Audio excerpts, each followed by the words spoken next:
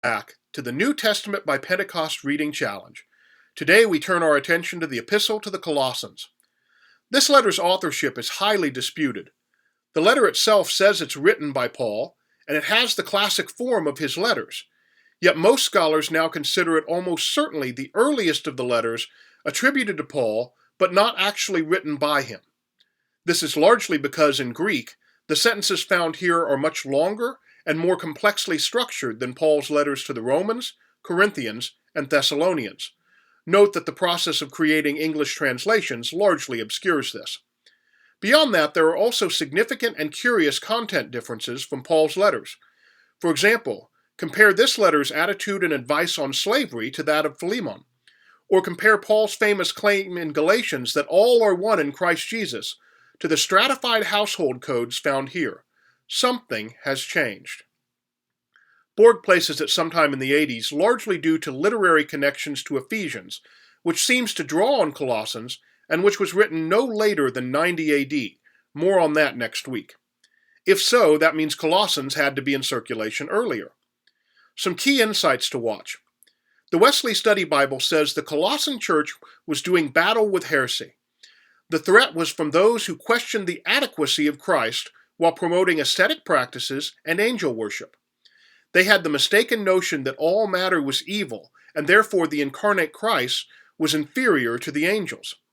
In contrast, Colossians celebrates Jesus as present in the beginning of creation and fully God, supreme and sufficient. This text is deeply incarnational in ways similar to the magnificent opening verses of John's Gospel.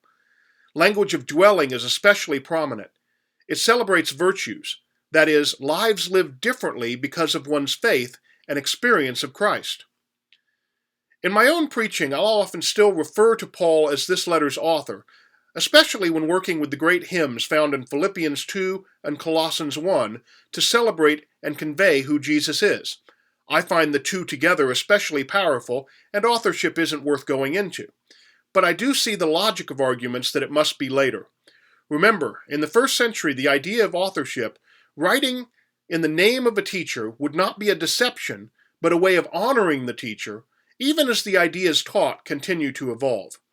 We see many similar examples in Greek philosophy from a similar time frame. The jury is still out on exact authorship, and we may never have a definitive answer. My guess is that somewhat like 2 Corinthians, this letter is a preservation of Paul's words from one or more sources, but here they're substantially reworked by another hand, and thus this letter represents the beginning of later followers beginning to walk back Paul's radicalism and conform the church more to the social norms of their day. In particular, we begin to see a change in the status of women in this text. Paul has earlier greeted women by name and celebrated their participation in ministry. Remember Romans 16, for example. Here they are clearly to be lesser partners. The difference on slavery might be explained away. Say, Philemon argues that Christians cannot own Christian slaves, while this might be counsel to Christians held by non-Christian masters. But the shift seems contrary to Paul's approach.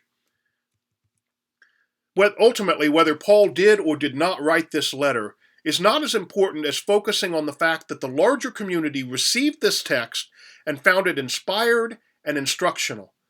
The point of this chronological ordering and reading is not so much to fix the order, but to encounter these writings more deeply. Together with other texts, the differences we see here help us to understand how our tradition has changed over time, sometimes for the better, sometimes for the worse.